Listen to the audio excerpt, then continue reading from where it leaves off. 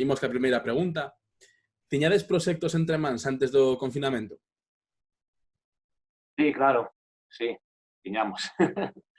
Tiñamos proxectos e gordos, ademais. Estamos rematando un estudo de grabación aquí en Nigrán e estábamos super metidos en eso, ademais de comezando a terminar un disco, ¿no? A terminar a composición dun disco e tal.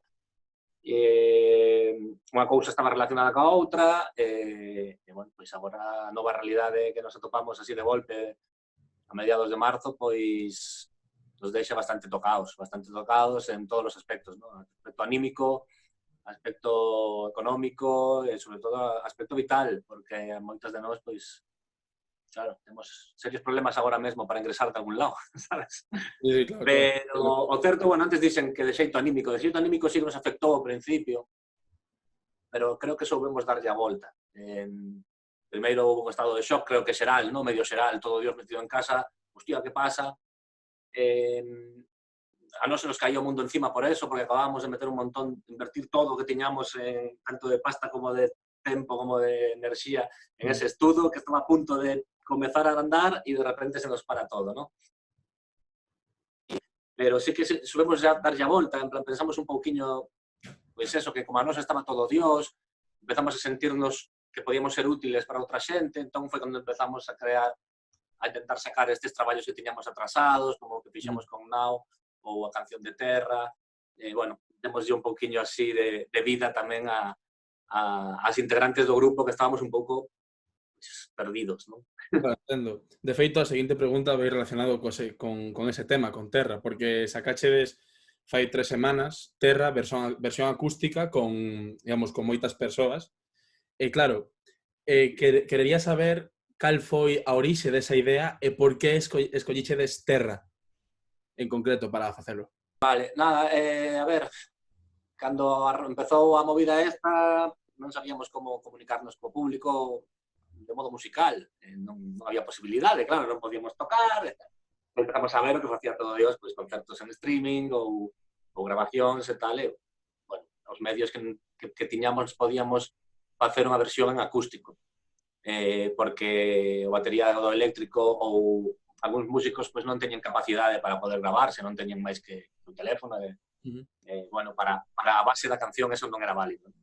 Entón, bueno, pensamos en facer unha adaptación de Terra en acústico, que nos shows acústicos atopamos deste modo.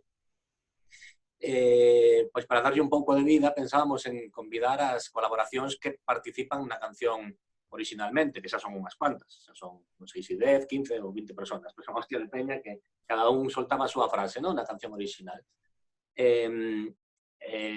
Bueno, empezamos a chamar a xente, pouco a pouco, pois un día, oye, tamén podíamos falar con fulanita, con fulanito, con non sei que, e dixemos, mira, vamos a abrir a veda, vamos a convidar a toda a xente que queira vir, a toda a xente que nos queiramos que veña, e vamos a facelo grande.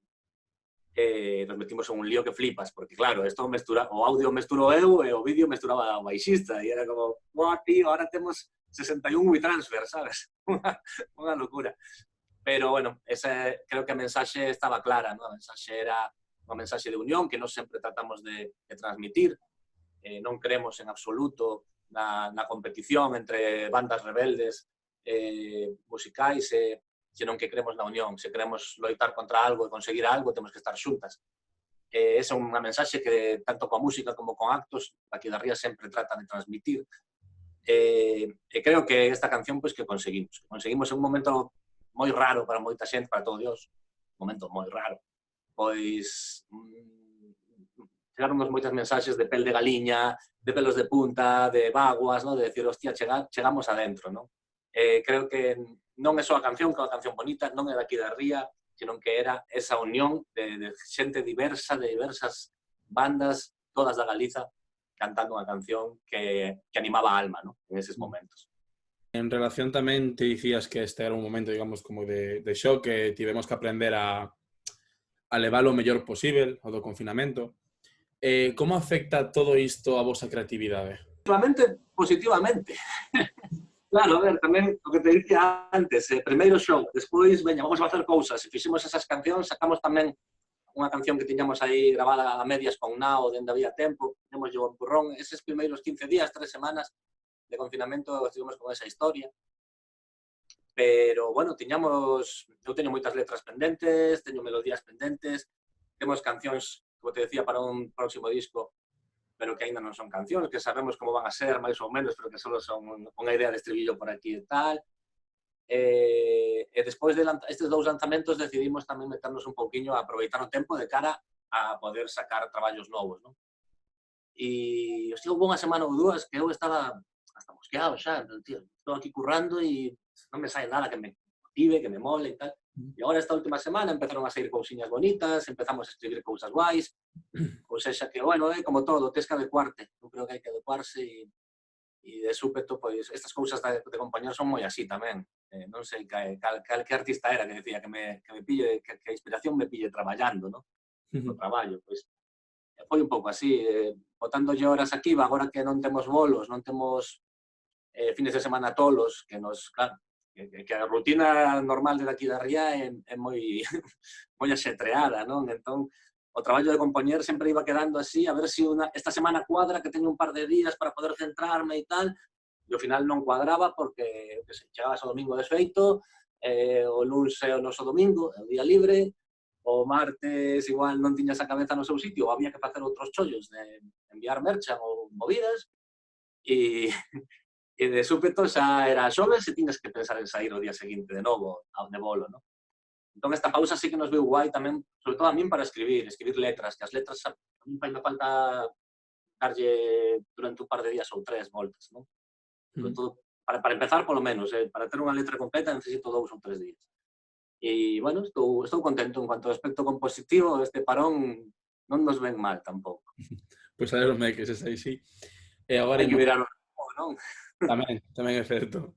Imos entón coa última pregunta. Que opinades ou opinas ti do dito polo Ministerio de Cultura acerca deste sector na actual crise do COVID-19? Non sei se lembras as palabras do ministro. Sí, cagou unha vez. Bueno, opino que, a ver, eu da clase política non espero nada, vale.